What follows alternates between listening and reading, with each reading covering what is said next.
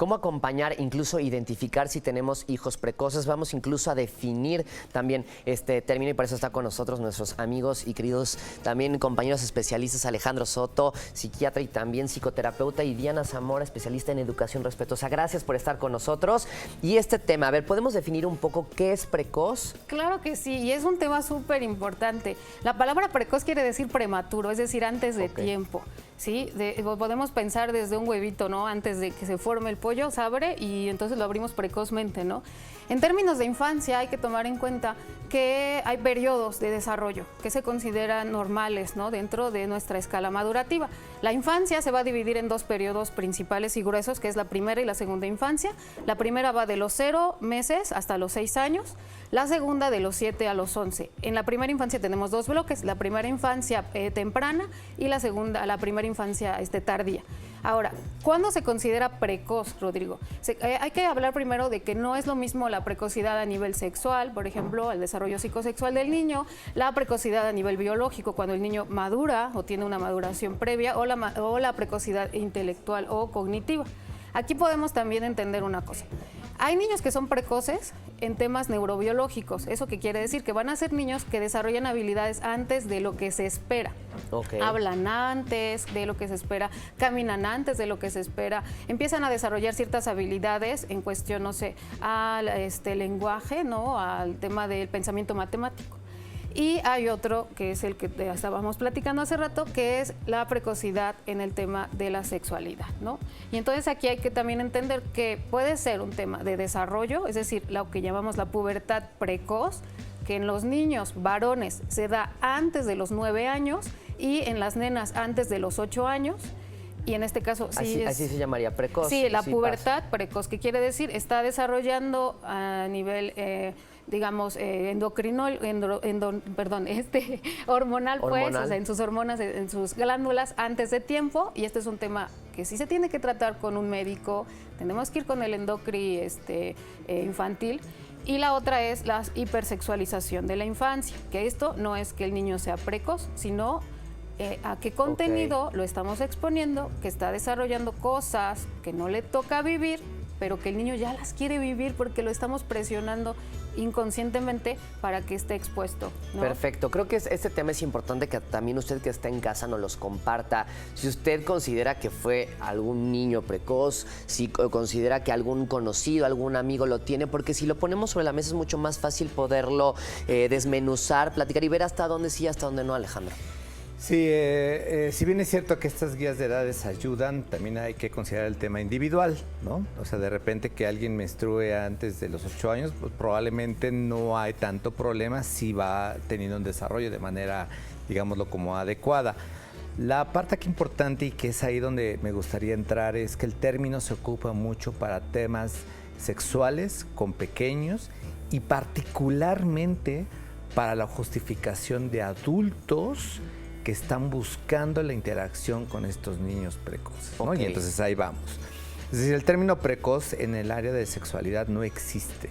Lo que existe es que si estamos viendo a un menor de edad que está expresando conductas altamente sexuales, hablamos de un niño erotizado y básicamente hablamos de que este niño fue expuesto a información sexual, sea en casa, sea por medios electrónicos, sea por compañeros, sea por internet, por celulares, etcétera, a cosas que no tenía que haber visto de acuerdo a su edad y que simplemente está replicando. Ok, ¿qué podríamos definir como un niño erotizado? Exactamente.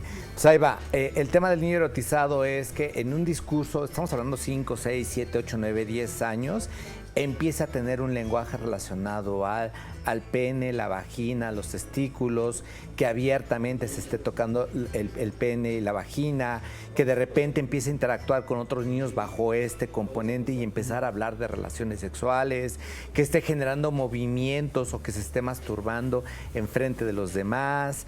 Todas estas conductas de repente pueden sacar de onda, digámoslo, como a los padres, claro, como de, bueno, no, ¿qué está sucediendo?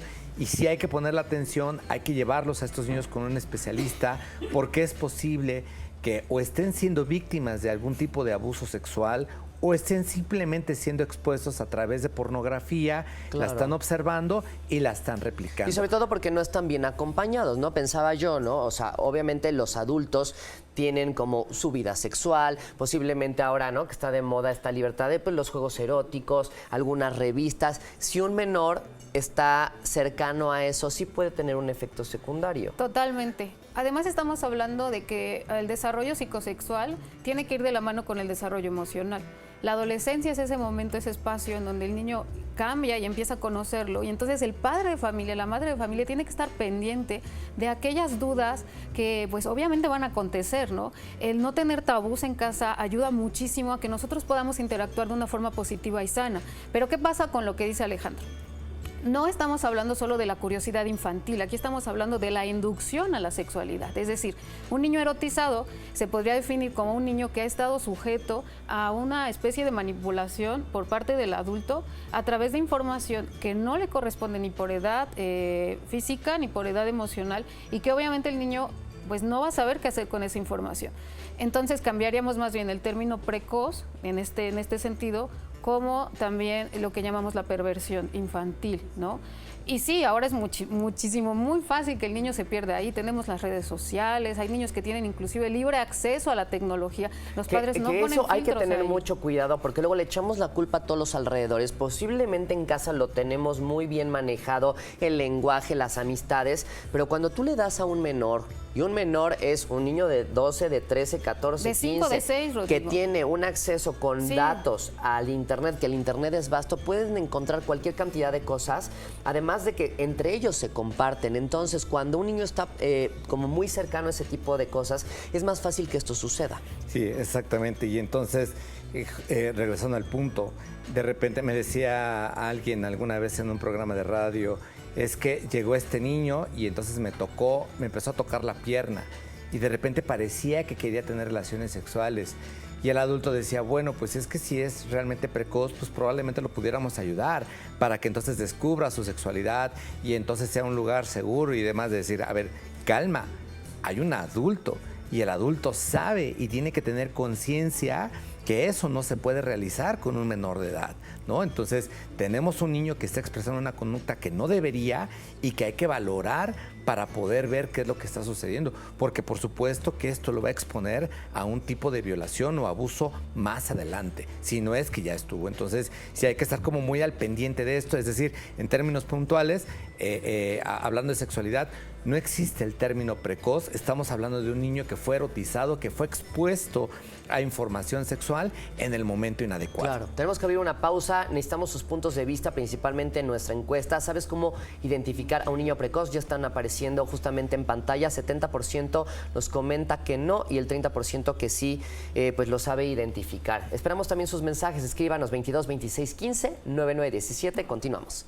Muy bien, ya continuamos y justamente estamos aquí debatiendo cómo ubicar el tema de precocidad, hipersexualización, y creo que es muy bueno, qué bueno que en verdad lo tomamos, porque sí hay dudas, llega a ser hasta cierto grado temas tan complejos y tan diversos y susceptibles a que una persona lo piensa de una manera, una familia lo ve desde otra perspectiva. Pero ¿qué pasa, por ejemplo, en este caso con adolescentes o preadolescentes, llámese entre los 10 y los 14 años, hombres y mujeres que ven a una persona mayor de edad con un gusto y una atracción física, sexual, etcétera? ¿Qué hacer y cómo acompañar como padres a estos pequeños? Bueno, yo creo que de entrada hay que entender que la adolescencia, la pubertad es el momento de las primeras experiencias que tienen que ver con mi sexualidad ya a un nivel de relación, ¿no? Es decir, ya empiezo yo a querer relacionarme en otro nivel, ya no es solo la amistad, quiero tocar, quiero sentir.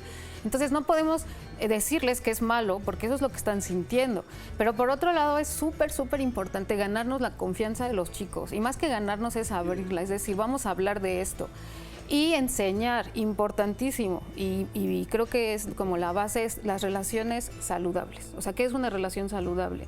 Y entonces aquí sí podríamos abordar el tema de cuáles son las edades y por qué de la forma en la que me voy a relacionar. No está mal, Rodrigo, que un adolescente de 13 le guste el cantante de moda de veintitantos, ¿no? Porque es una fantasía y al final, pues de eso se alimenta también la pero sexualidad. si lo encuentran, ¿no?, en la prepa o aquí en hablamos algún lugar. del depredador, ¿no? Que tanto el chico de 17 va a estar dispuesto a hacerle caso a una de 13. Entonces aquí más bien cambiaríamos al sujeto. Tengo que educar a mis hijos de 17, 18 y 19 para que sepan que las niñas que tienen ciertas edades tienen que ser respetadas. Entonces aquí no es tanto decirle al de 13, no veas al de 17 o no fantasees con él, sino más bien al grande decirle a las chicas de cierta edad, porque además es un delito, no las puedes tocar, no las puedes ver, no puedes hacer esto, ¿no? Claro. Hablamos de una educación más hacia el adulto, hacia el que ya tiene más conciencia respecto a su propia sexualidad que el que apenas está explorando, ¿no? No sé si vieron esta película Malena, que aparte es buenísima, de Tornatore.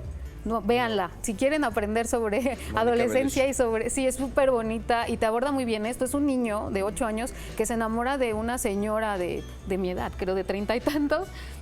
Y de verdad tiene fantasías eróticas con ella, ¿no? Y entonces genera este vínculo a través de su imaginación y el ser condenado, el decir no lo hagas, hace que él más busque, ¿no? Entonces vean esa película, Híjole, se es las que recomiendo. justamente eso, y lo comentabas hace un ratito en la pausa, cómo poder lograr que mi hijo o mi hija no sienta esta negación, esta censura y que sea yo parte de su proceso, ¿no? De una manera sana. A ver, quizás vámonos como 2 pasos antes. Hay que entender que la sexualidad, una parte es pene y vagina.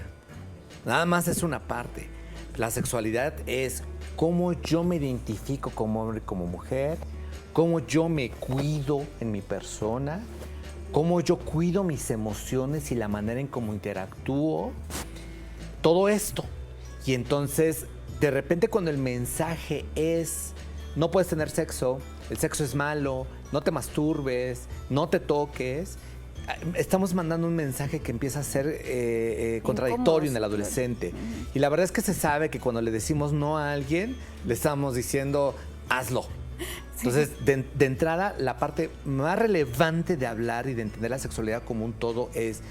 La parte más importante es el autocuidado. Tú tienes que cuidarte con cosas tan puntuales como lavarte los dientes, bañarte todos los días, cambiarte de ropa, lavar tu ropa, estarte educando, saber quiénes son tus amigos, quiénes son tus amigas. ¿Qué te lastima? Te lastima que te ignoren, te lastima que te digan alguna mala palabra, te lastima que te hagan bullying o acoso escolar. Perfecto. Ahora, ya identificamos esta parte en ti. Ahora ve que en el momento en que tú interactúes con otros chavos o otras chavas más grandes, las cosas van a cambiar porque ellos tienen otro tipo de experiencias. Y entonces en ese sentido no necesariamente vas a empatar. La parte relevante es darle tiempo a cada cosa.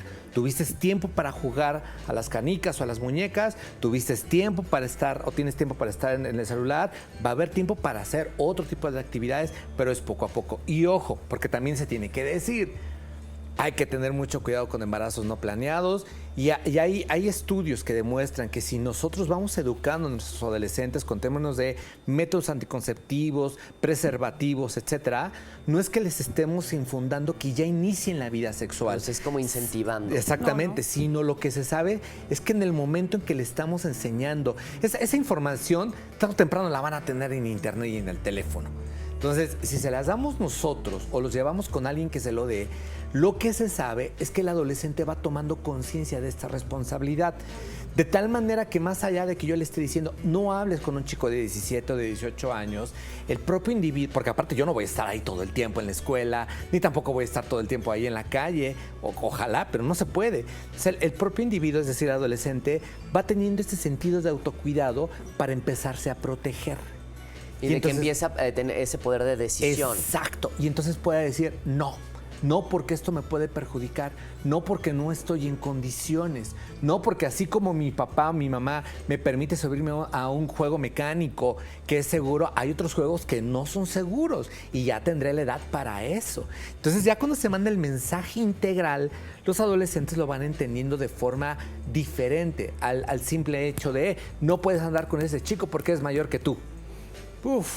Sí, claro, se queda como muy corto el Sí, mensaje. exactamente. Una manera de concluir, tenemos solo un minuto, pero creo que es muy importante que este tema lo platiquemos en casa, sobre la mesa, con la familia, incluso con tíos y con los Muy primos y con importante. todos. Claro, hay que aclarar una cosa. Sí existe la pubertad precoz y esta tiene que ser atendida por un médico. Es decir, lo que estamos hablando más habla de la inducción, pero los niños precoces sí existen. Entonces, si tú detectas que tu niño antes de los 9, de los 8 años ya está teniendo cambios en su cuerpo, a lo mejor ya le cambió incluso el olor del sudor, o bien detectas ciertas cosas que no son normales para su edad, tienes que acudir con tu pediatra para que te mande también con el endocrinólogo.